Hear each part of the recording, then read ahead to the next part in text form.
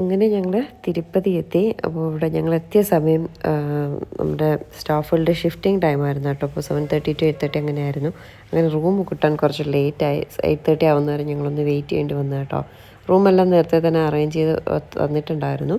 പക്ഷേ ആൾക്കാർ മാറുന്നത് കൊണ്ട് അത് അലോട്ട് ചെയ്ത് കിട്ടാനായിട്ട് കുറച്ച് താമസം വന്നു. 8:30 ആവേണ്ടി വന്നു കേട്ടോ. റൂം വന്ന പാട് തന്നെ ഞങ്ങളെല്ലാവരും കുളിച്ച് ഫ്രഷായി കഴിക്കാനായിട്ട് ഇറങ്ങി കേട്ടോ. വിശന്നിട്ട് വയ്യായിരുന്നു.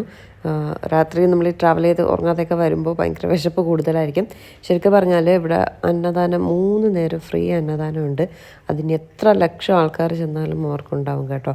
അത്രയ്ക്ക് ഫുഡും ഉണ്ടാവും. അത്രയും വലിയൊരു ഹാള്, നമ്മുടെ ക്യൂവിൽ നിൽക്കുക ഒന്നും വേണ്ട ഫുഡ് കഴിക്കാനായിട്ട്. ഒരു വലിയൊരു 4 നിരങ്ങളുള്ള ഹാളുണ്ട്. ഒരു ഹാളിൽ തന്നെ 100 പേർക്ക് ഇരുന്ന് കഴിക്കാൻ പറ്റുന്ന രീതിയിലുള്ളൊരു ഹാളാണ്.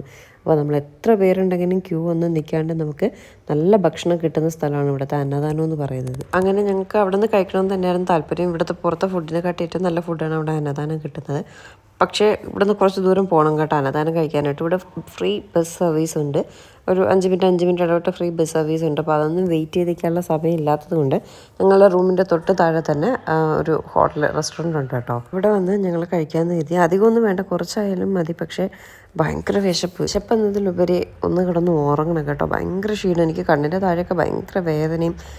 പിന്നെ ഫുൾ ടൈം ഉറക്കമായതുകൊണ്ട് വേദയ്ക്ക് ആ ഒരു ക്ഷീണം കാര്യങ്ങളൊന്നുമില്ല. പക്ഷെ ഞാനും ഏട്ടനും വലിയ ക്ഷീണമൊന്നുമില്ല കേട്ടോ. ഏട്ടനും അങ്ങനത്തെ ക്ഷീണ കാര്യങ്ങളൊന്നുമില്ല. പക്ഷേ എനിക്ക് നല്ല ക്ഷീണമുണ്ട്. എനിക്കൊന്ന് കിടക്കണം, കിടന്നിട്ട് 1-2 വീഡിയോസ് ഇതുപോലെ സോർട്ട് ചെയ്ത് വെക്കണം എന്നൊക്കെയുള്ള കുറച്ച് പ്ലാനിങ് ഒക്കെ ഉണ്ടായിരുന്നു കേട്ടോ.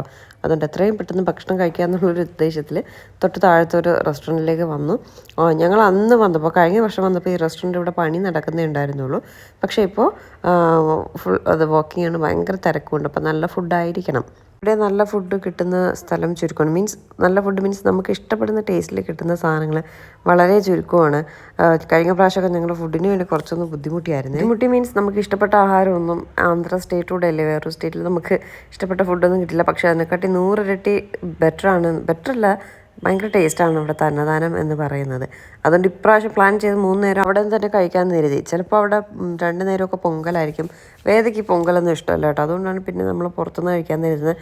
പക്ഷേ പുറത്തുനിന്ന് കഴിച്ചാൽ അത്ര ടേസ്റ്റുള്ള ഫുഡൊന്നും നമുക്ക് കിട്ടിയില്ല. അപ്പം അതുകൊണ്ട് 3 നേരം അവിടെ നിന്ന് തന്നെ കഴിക്കണം എന്നൊക്കെ പറഞ്ഞാണ് വന്നത്. പക്ഷേ അങ്ങ് വരെ പോകാനും വെയിറ്റ് ചെയ്യാനും സമയമില്ല. അതുകൊണ്ട് പിന്നെ കരുതി ഇവിടെ നിന്ന് തന്നെ വന്ന് കഴിക്കാമെന്ന് കരുതി. അങ്ങനെയാണ് ഇങ്ങോട്ടേക്ക് വന്നത്. ഇവിടെ വന്നപ്പോൾ ഭയങ്കര തിരക്കാണ് കേട്ടോ.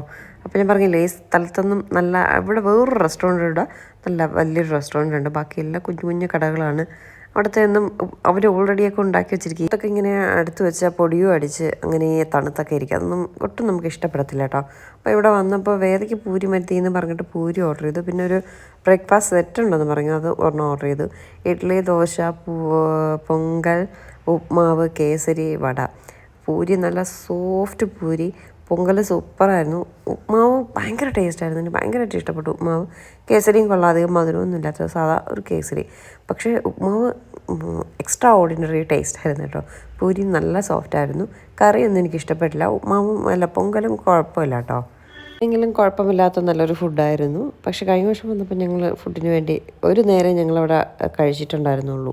അന്നദാനം അത് പൊങ്കലായിരുന്നു. പൊങ്കലും ചമ്മന്തി സാമ്പാറൊക്കെ ആയിട്ട് ഭയങ്കര ടേസ്റ്റായിരുന്നു കേട്ടോ. വേദയ്ക്ക് പിന്നെ എപ്പോഴും പൊങ്കൽ, ചിലപ്പോൾ 2 നേരമൊക്കെ പൊങ്കലായിരിക്കും.